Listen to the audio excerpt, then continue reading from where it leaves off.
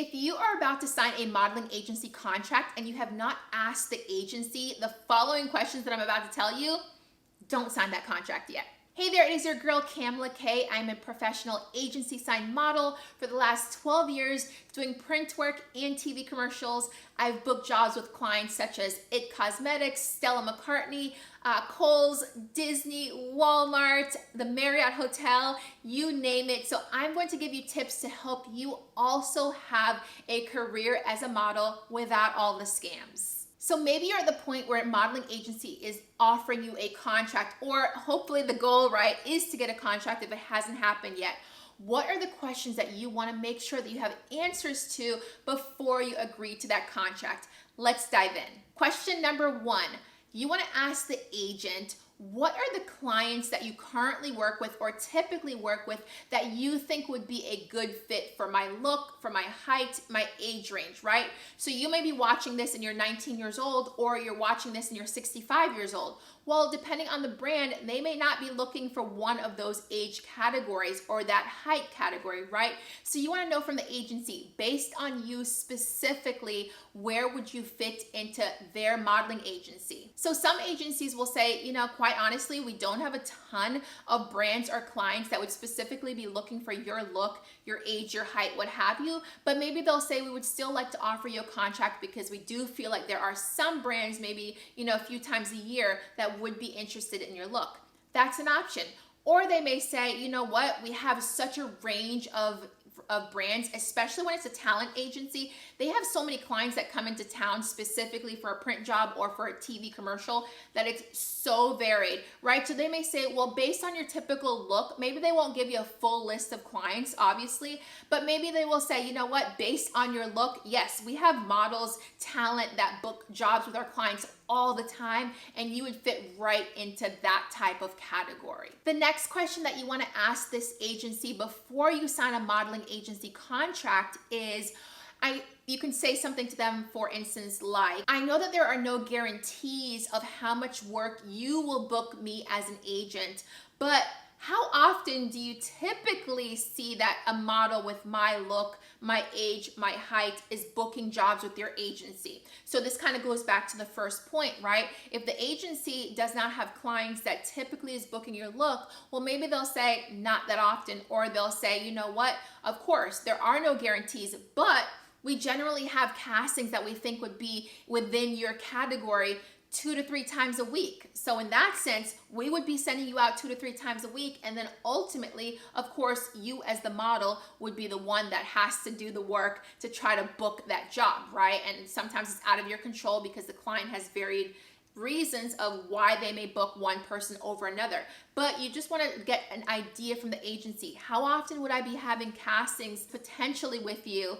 And then that would give you an indication also of if it's an agency that you want to consider. Now, along those lines, let's say for instance that you live in California and this agency that you are submitting to, maybe you're having a Zoom conversation with them. This agency is in Dallas, for instance. Well, in that case, Dallas is not your local market. So you would technically be fine signing with an agency in that area that says, hey, we won't be submitting you to castings all the time because you don't live here, right? Or we may not be booking you on jobs all the time because you're also in another state. So in that sense, models get multi-listed in different states and countries all the time. And when it's not your local agency, sometimes that does mean that you are going to get lower amount of castings and direct booking jobs. So just keep that in mind as well when you're considering all of these tips. Before I continue, make sure that you go to the description area in this video because I do have a free guide that you can download that's going to give you a listing of agencies that you can consider reaching out to. It's a starter tip for you, especially if you have no idea which agencies are reputable. You can get that in the guide. And then the second link that will be in the description area is a link to my posing course. So if you're a model and you're not super comfortable on camera and you don't know how to get all those poses that you see your favorite models in Target or Dior doing, then this course is going to teach you all of that so that when you do get the opportunity to work with a modeling agency, that you're already prepared and that you're not missing out on jobs because you don't know how to pose well. All of that is in the description area. The next question that I absolutely love that a lot of models do not ask an agency, and that's because they're either intimidated to ask, quite honestly, or a lot of times it's because they don't even think about this. So that is, when you work with a modeling agency, typically the bigger fashion agencies, sometimes when you get your paycheck from doing a job, you're gonna notice that there's little miscellaneous fees, like something that may say a courier fee, for instance, on there. And then you think that you're getting a paycheck for $1,500 and then you get a check for $800. Literally, that happens with such a drastic change. So the question that you wanna ask the agency is, what are the miscellaneous fees that may potentially come out of my paycheck each month or each quarter that you send me a paycheck, for instance, right? So you want to be specific with them. You know, you want to say, are there random courier fees or are there website fees that I need to know about in advance? At least what you want to do is ask the question.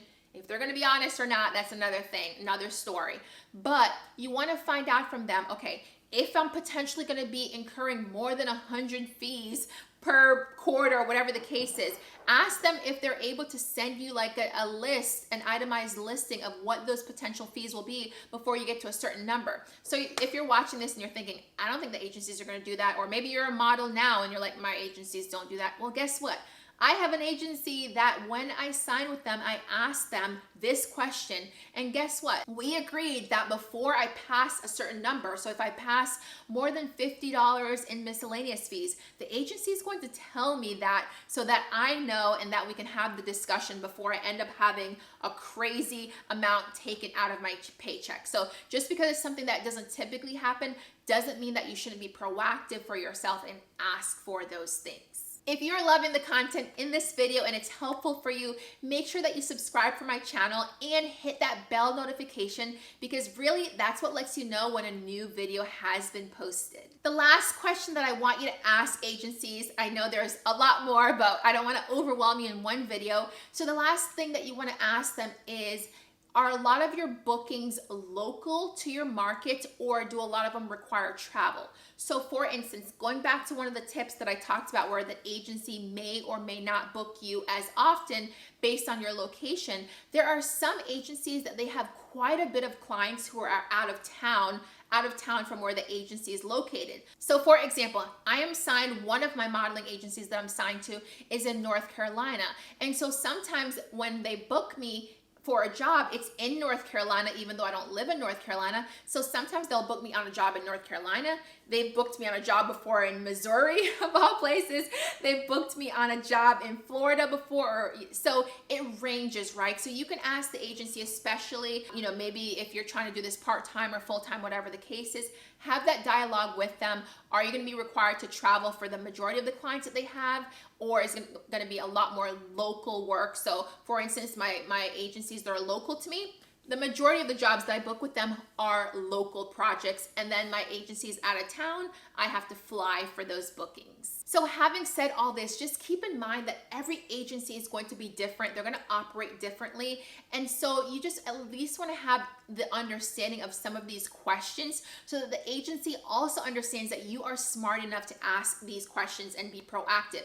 And at the end of the day, if the agency is really annoyed that you are asking these questions, you probably don't want to sign with them, because as you continue on your career, they're probably not going to be as helpful and as nurturing as you need them to be. All right, that is it for this video. I will see you in the next one, and make sure that you hit the subscribe button and put comments below. Are there other questions that you've asked an agency or that you're unsure about that you really need the answer to? Put it in the comment and I will try to get back to as many as possible.